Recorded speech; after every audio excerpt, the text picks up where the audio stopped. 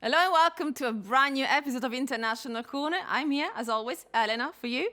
And as always, I'm joined by a person that normally stays on the other side of the pond, I should say, in England. But this time around, he came here in person just to pester me a little bit more. Here with us, Richard Hall. Sorry I'm pestering you so much, but I've definitely pestered Yeah, you today. I think everybody in the company said, Richard has been pestering me today. Yeah, I had that too today. But I've been here for a long time, so something's working. So the veterans pester people. The veterans love me, that's the thing. Yeah. No, I'm really happy that you're I'm here. It's so good to do it together, not connected via the internet. So thank you for coming. And for me personally, I really am happy to be here. It was great to be here for the Champions League final. It's amazing to be here with you again because it's great to do this show face to face. And it's just an amazing thing because we have a new season. We've got so much to talk about, which I know you're going to say, but I'm just happy to actually be back in Milan for this time. Back in Milan because Richard, of course, wanted to go to the stadium, not because he wanted to do the show. So because tomorrow, of course, is Champions League day. Inter are going to debut at San Siro. Yes, they are, and it's amazing because we've got another Champions League season, and I think that's one of our great hopes. I mean, if you look at what Inter have been doing, we have really challenged for that Champions League, and I think even with changes of personnel, changes of management, we still look like we have. I still think we're one of the strongest teams in the group, and I don't know if you agree with it, but I think we've got a chance. It's early days, and I'm sure it's early days. And this is what everyone still says, both in the Champions League and the league. Because, of course, when you change the management, when you have new players coming in, it takes a bit of time. But I don't know if you agree with me, because tomorrow is match day 2 of the league phase of the Champions League. But match day 1, when we played away against Ajax, I think that was the thing that triggered something extra in the team. Even Chivu says it. The players said it. They got some extra enthusiasm, some motivation. Yep. They got a bit of confidence back. I think confidence is the right word because there's been so much that's gone on. Obviously any transition with a coach is difficult. And I think that people sometimes look at Inter and think they have to just go up and up and up and up. But it takes time for a coach to put what they want into that, into the mentality, for want of a better word. But how quickly Chivu seems to be doing it is very impressive. He's very impressive. We said it in the last time, of course, when we had our guest Andy van der Meijden on the show, that Chivu is a natural leader, has got plenty of charisma. And what he's trying to do, and that's what we have seen between League and Champions League, is been rotating players. So probably rotating is not even the right word. They've all been playing. Yeah. They've all been coming on at some point. They all get some game time, and that's good. So you don't have certain players who play only, the Coppa Italia. It's a good system that rewards everyone, and I think that's what he's been saying. It's a continuation of something that Inzaghi did for me, and that when you have a team that's got a lot of something that happened before, if you come in and you want to change everything, I think it's foolish in a sense. And that's why I like Chivu, because what he's done, he's kept a lot about what Inzaghi's done. And exactly what you've been saying, he's not trying to change everything. And if we remember the start of last season, and we talk about the game against Genoa, for instance, when, it was an interesting one, to say the least. The first quarter of the season was very difficult, but he rotated and rotated and rotated, and he knew he had to do that because he wanted to have the longevity of the season. And we took that part, and we ended up in a really strong position.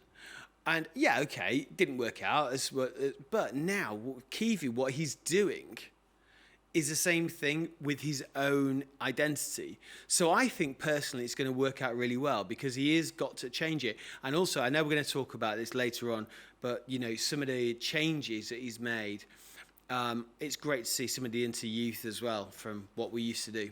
Exactly. And I think that against Ajax, for example, what do you think from that game is the something new that is put into the tactics, strategically, how he adapted his team to the game.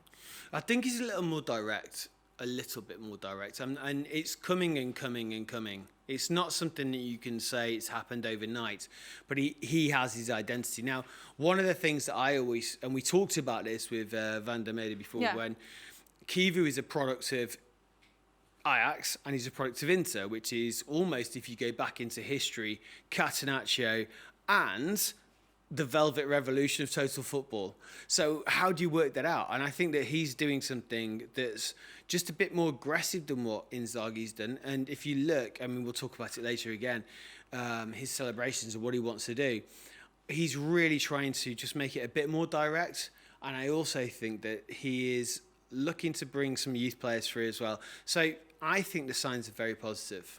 Signs are very positive, and certain players have sort of showed that they're back on track, let's say, or they're back in with the confidence and motivation. Marcus Thuram as well, scoring with the headers, is the first one. I mean, against Ajax, it was unbelievable, I think. Yeah, I think with Thuram, I think that he's made such a difference, because when we look at people who've got, we played Club World Cup, for instance, haven't we? We've done so much. How many players have had so many games? And this is why what's been started, I think what Kivu's doing is keeping it going, and that's why you have to have that full squad. And then you go back and you look at that youth system, and Esposito coming on, which we'll talk about in a second, but you look at these players, but Thuram in particular, I've said this before to you in different times, and this is why I love Inter so much sometimes, is because when someone not drops off, but someone steps up. Yeah, it's there. Yeah. Someone steps up, and Thuram's stepping up, isn't he? And the thing is, when he steps up, it's not, one day is a one-off. No. It's like, okay, it's going now, you know. 100%. So that was so good. And of course, back to the league after Ajax, we faced Sassuolo, which they have been kind of a odd opponent for us. So even when we were always the favorite to win, they have managed always to make it difficult for us. Well, we talked I'm talking about the season of the second star when we won the 20th title. Yeah. Even then, it wasn't easy against them. But it's, you have those teams that maybe just a coincidence, I don't know, but that's what happened. And this time around, at home, it didn't work out for them. It worked out for us. For us, for a change. And when Berardi finishes with Sassuolo, I'll be a happier man.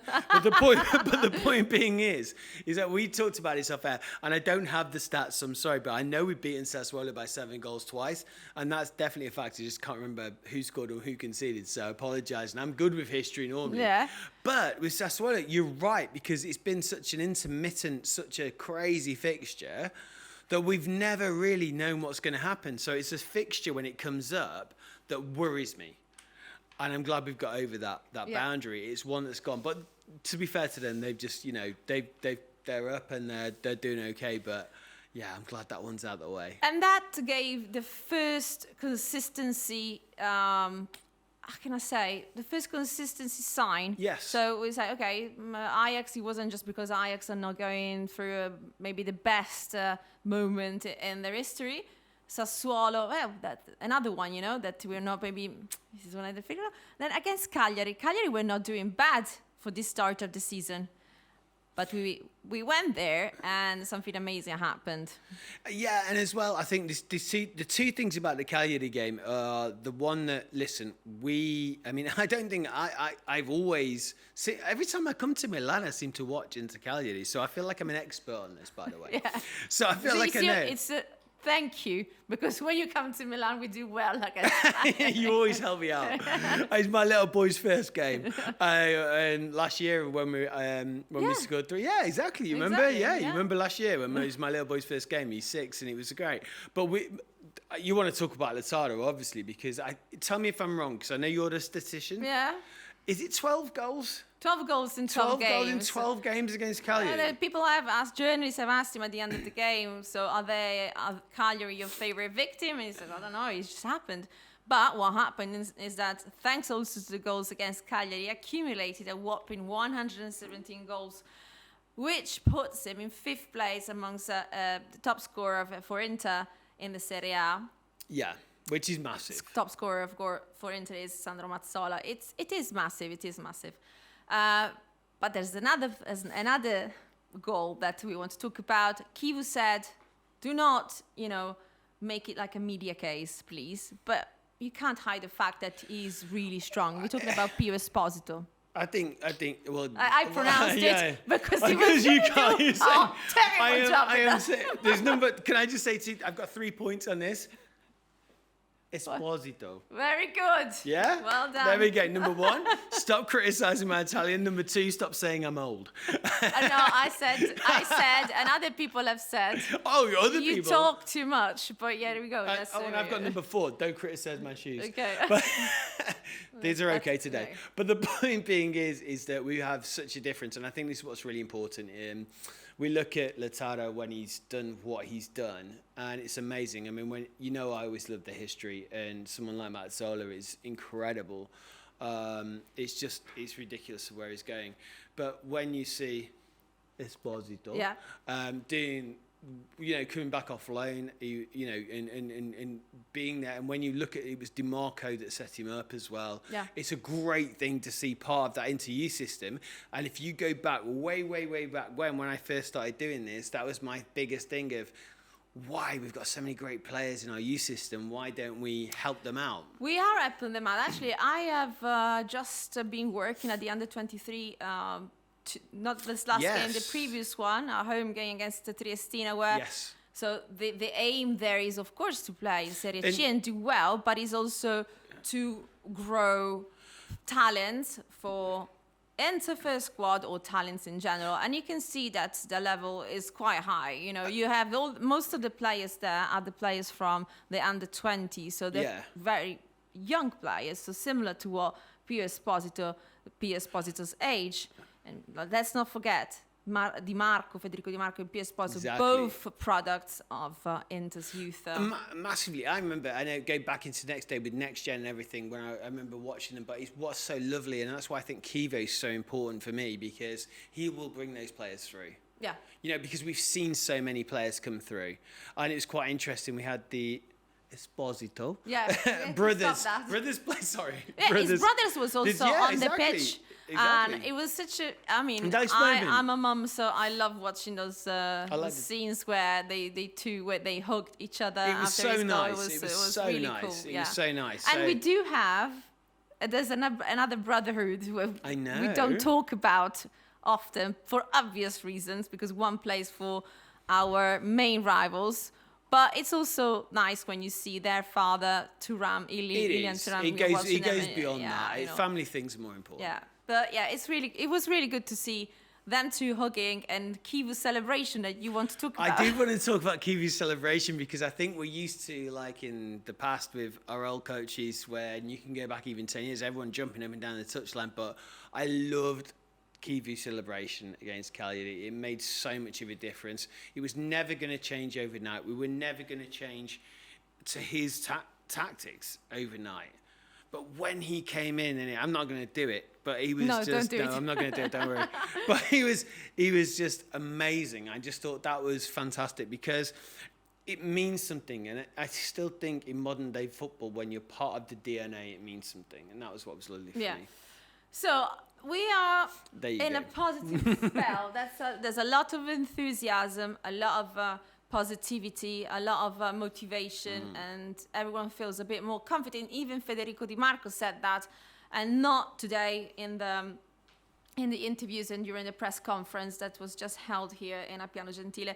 He says, my confidence obviously doesn't just come because of the assists, but it's because of an overall way I've been playing, I've been training hard, and I've been getting a lot more game time. So even against Cagliari was subbed on instead of, being in the starting 11 and coming off at the 60th minutes. So different things. So overall, the changes have been creating positive results. Now, of course, under these positive vibes that we've got, we are facing an opponent tomorrow night, Slavia Prague, who you cannot underestimate. Why not, Richard Hall? Because because it's like, listen, I know it's part of what you would call the I don't know if you have a different The underdog. No, it's not the underdog. No. I would call in England, when you talk about Austrian teams or Czech teams, you call them the Danubian school of football, which is very different to the Danube, the river, you mean? No, the Danubian school, not the Danube, the Danubian school. So it's technically off that, and it's different. Because no, come on, I hate it when you hate my history. No. I was just making a bad joke. Okay. But he was from there when Italy had Vittorio Pozzo, and there was a lot of coaches, English coaches actually in Prague and Vienna, and it was called the Danubian School. And Prague's always had that team. Now, we've actually not always done amazingly well against them. I think but we have had a recent history, haven't we, against them? I think we drew. Do you mean with Slavia Prague? Yes. Oh, only 2 encounters. Exactly. And one we won, one we drew. Yeah. The win was good, though. Sorry? The win was good. The win was good because we had Lautaro Martinez with the brace. Exactly. The win was really good. But the draw was also good with Barella scoring a last-minute goal, and that was very good as well.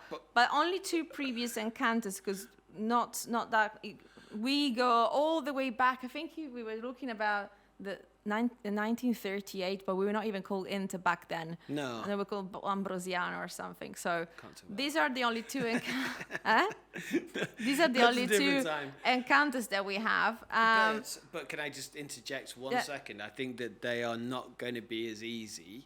I mean, obviously, I've travelled to see you, obviously. But you wanted to see a good game of football. But I think that it's not going to be as easy as we think. I think, obviously, we're going to need to rotate. I think we're going to have to flip some players around. But I'll tell you why it's not going to be easy, because they are the Czech champions. Exactly. And they have been many, many times. 7 times cup winners as well. Yes. And in the Champions League, they drew 2-2 against Glimt, the Norwegian. They did. Yeah, and a Norwegian side that is not... well, they got to semi-finals, didn't they, last year? They went, the Europa League semi-final, correct? Europa League semi-finals last year. Yeah. And also as well, I think if you watch their goalkeeper, and you know I love a goalkeeper, you watch Markovic, he's amazing. I think he's a really good really good keeper.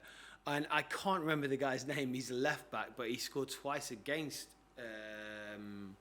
their opposition.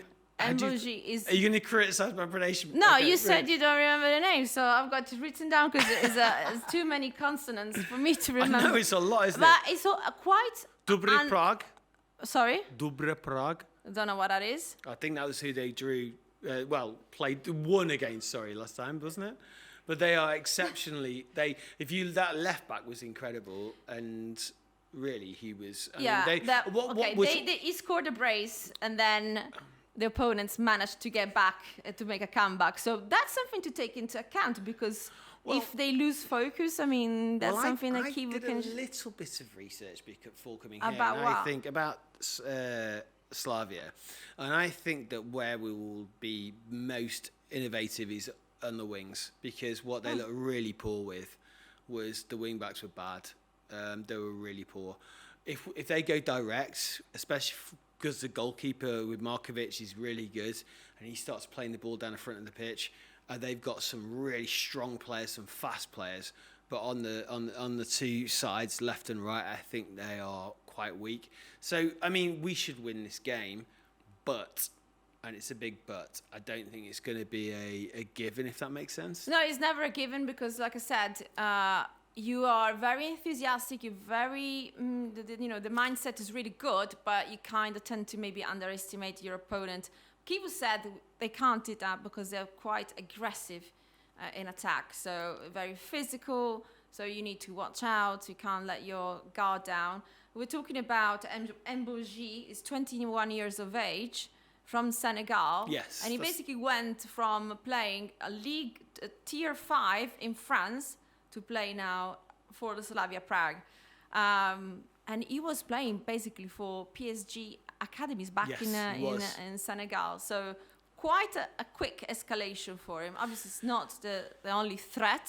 Probably, as Chivu said, the worst threat for the team is yourself. If you watch that game, I'm going to ask you a question. If you watched that game and you didn't know anything about Slavia Prague, would you have thought he was a centre forward? Because I would. He looked like it. This is a good topic that we have discussed. Linguists over the football community. No, it's the term braccetto. Have you heard it before? I have, but I can't remember what it means. But I do know. Yeah, because it's a term that does not translate into one word in English. So it's basically a centre back that, like Bastoni, can move like an arm, like a libero. Like a libero that comes from the back and goes forward, like a sweeper in English. More like a sweeper. Yeah, you can say something like that. But it's a defender, though. Okay. So probably that's something that happened there. I don't know. I'm not sure. At the end of the day, he's a threat. I think that's what we need to look at, and I don't think this is going to be a walk in the park. It's it's going to be something that Inter will have to look at and think this is a serious opposition, because, like we said before, Bodo Glimt are not an easy opponent. No, they're not an easy opponent, and also Slavia Prague have already played 10 games in their league, because it works a little bit different for them. So of course they already have their coach has been there for a long time. It's not new like for us. But yeah, they did very, very well against Glimt. As you know, they're Norwegian champions 4 times in a row. They've been since 2020 to 2024. So they did quite well. So they're not a team to underestimate at all. But there is also another aspect. The thing is, so if you have a look at the calendar, the Champions League calendar for Inter, you have obviously Slavia Prague tomorrow. Then you have the Belgian, Saint-Gilloise. Yes. Inter Kairat.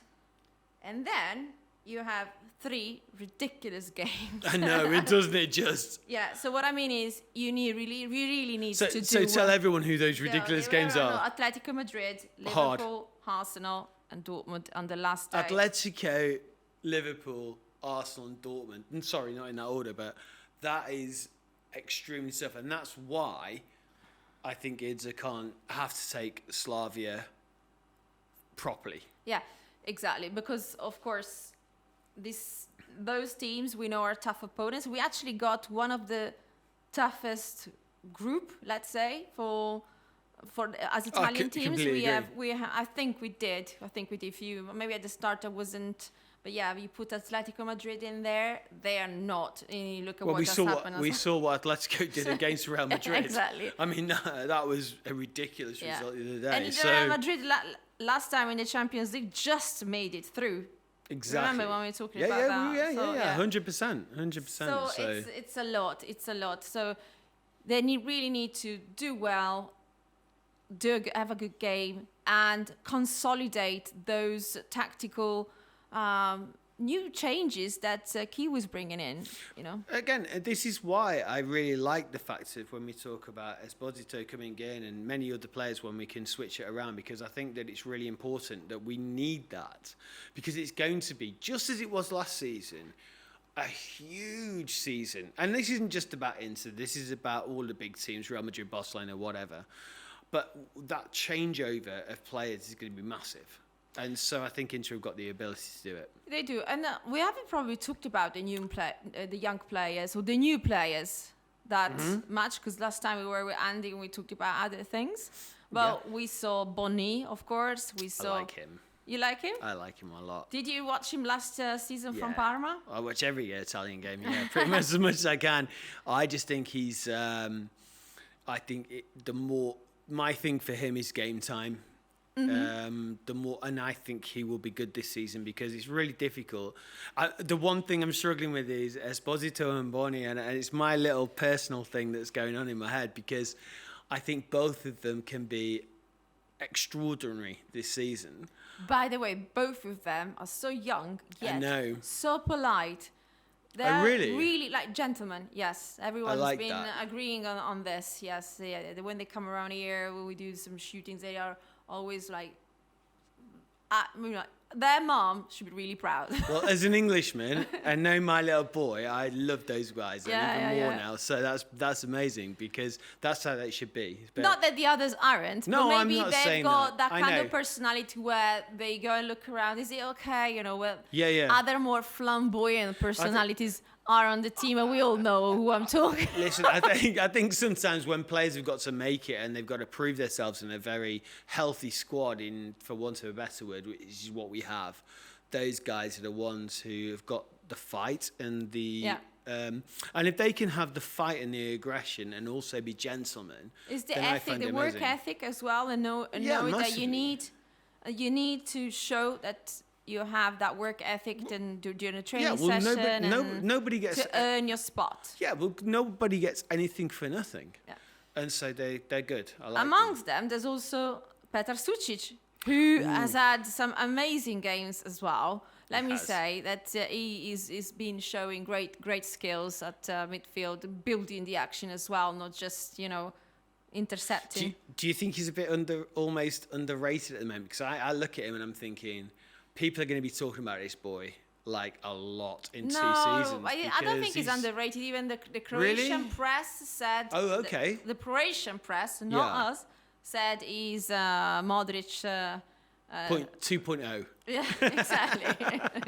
Well, I'll tell you what, if we've got Modric 2.0. No, that's what they said. But I think it's wrong for the media to put so much. A lot of pressure. Yeah. But Petar Sucic doesn't care about what the media say too much because, he doesn't have any social media.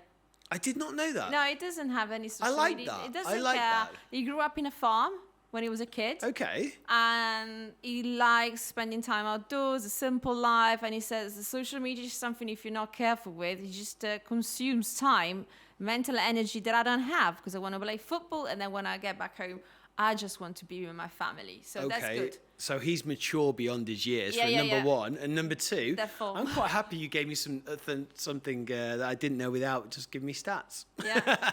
No, like once. I said, I wasn't my choice to look at numbers. I'm terrible at numbers. I'll tell you who's very good at numbers. Okay.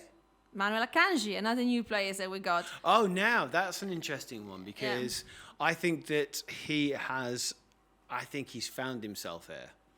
Ooh.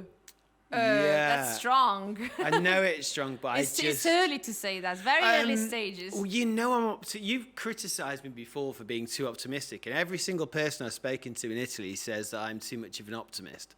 But I just feel that he will. Maybe it's a feeling. Maybe it's not without statistics. But I think he can. Even with his age or whatever, I think that he's only he's 30. He's not. He's 30, but we've seen so many players come from England. When you talk, people would have laughed at me about Mickey, Ashley Young, and go blah. There's so many. Not going to name them all. But yeah, it is what it is. But I think he's all right. He's good. Well, here for sure he's found his teammate Jan Sommer from the national team. So obviously, having him behind is a huge. I want to talk about Jan Sommer. Confidence boost. By the way, Chivu said that Sommer will be playing tomorrow in the press conference because obviously we saw Josep Martinez as well getting a little bit more game time than previously. Yeah, on that, I think we're blessed with. I know I want to talk about. I could literally talk about goalkeepers for an hour, and I think Josep Martinez is incredible, and I can talk about that. But Jan Sommer, I can't profess how.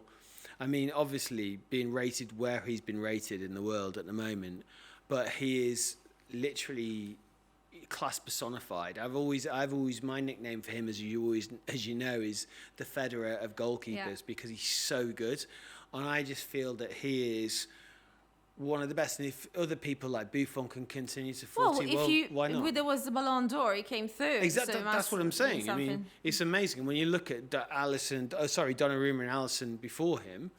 I mean, that's amazing. I actually think I'm biased. I think he should have won it. Because I don't know. It's very, very tricky to judge. Well, yes, it's very tricky territory there. in general, for anybody, you know. to It's talk just about- it's only my opinion. It's not Inter's opinion, it's my it's, opinion. you're- It's only my opinion, so I'm sorry. We don't have an opinion. On it's obviously we would have cheered for him to win it, of course. Of course. Another player we haven't mentioned. Let's see. Can you think in your head? By the time I said this, Manuel Akanji would have calculated my annual income taxes. Do you know that? Yeah, it is. It's honestly crazy how you can do that. Did you know that?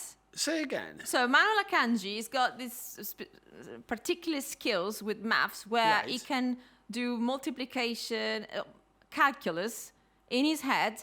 So if I say to you 230 times 55, it can give me the answer right there. Surely not. Yeah. It's been on several shows and we've covered that as well. But just to say, he did admit that in football, It's a bit different, isn't it? It's a bit different, isn't it? But I believe that combined with the fact that he speaks obviously German, English, French, a bit of Italian, his brain is really plastic and elastic. Do you criticise his Italian as much as you criticise mine? Well, I kind of. Then I don't think he's that clever so far. But. No, he understands more than he can speak. No, and that's a fact in languages, isn't it? I mean, I don't know Then if you he'll think pick so. it up very quickly now. Yeah, exactly. When I think when you live somewhere and you play around places, but also as well, I think when you've got that ability in your head, when you can see that, I always think that, especially like mathematics, you pick up tactics very quickly. You're going to pick up languages. You're going to get on with your teammates quickly. His level of maths is astounding. I've never seen that before. Like I was gobsmacked when he did that. I was like, no, somebody must have given him the solution. Anyway, the other player who haven't mentioned, a newcomer, Yes. Luis Enrique. Ooh, I'm a big fan. You're surprised. I thought you would say, I know he's not good at all. No, I just think that for me personally, I just think that he gives us such another option. I think it's a really difficult position to come into. When you look at what we've got there, it's really tough. Yeah, but he has different sets of skills. Exactly. I think he can dribble quite well. Yes. He's got that Brazilian, Exactly. movements about himself. But when you come into a team who've got people in that position to have that, it's so hard to break in. It's so hard to make those movements, to make those runs, and to be differentiated about your peers. How can you do that? But I think he's got that. He's got that, yeah. I think he's got he's that. proven I think that. he's already proved. Yeah. Well, you've taken the words out of my mouth. I think he's proven it already. Proven that. So it's just that I think that what Chivu is doing is preparing the game. He adjusts the team and adjusts the players that he needs. Because he's got such a versatile squad, if you think. They're so versatile. And I think he's preparing. What I love about it, for me, and what we're talking about, I think when we talk about the conversation we've had today, is that what we've realised is he's preparing for the future. And I can see it. And that makes me happy. He did mention this as well, that unfortunately football is based on results, but I'm looking at creating something and continuing with the core DNA of this team, but building on that to get where we want to go. Yeah, it's hugely difficult to do, but you're 100% right, because when you are doing this, like you say, the results are there all the time. Bang, bang, bang, and the next game, if someone doesn't win, someone says something. But the point being is, it's such a difficult job to be able to turn around that transition and get them to where they need to be. And I've been always, we've spoken about this before, a massive advocate of the U system. And I love the fact that I can see players coming through, I can see the future, because there are some players who are a little bit older, X, Y, Z. I'm not going to, there are players who are going to move on. And for me, and I think it's a little bit, when we talked to Andy van der Meijden about the Ajax system, it's that transition. Oh, sorry. It's the transition about when they come through and how they come through. So for me, it's massively beneficial. We hope it's going to be all massively beneficial tomorrow when Inter welcomes Slavia Prague at San Siro at 9 o'clock. Slavia Prague still undefeated in the league, so we can't let our guard down. We surely won't. We will be enjoying the game at San Siro. Hopefully you can join us too at San Siro. If not, you can watch it live, and don't forget to watch our pre-match live show with my colleagues. I hope you had fun today with me and Richard. And did you have fun?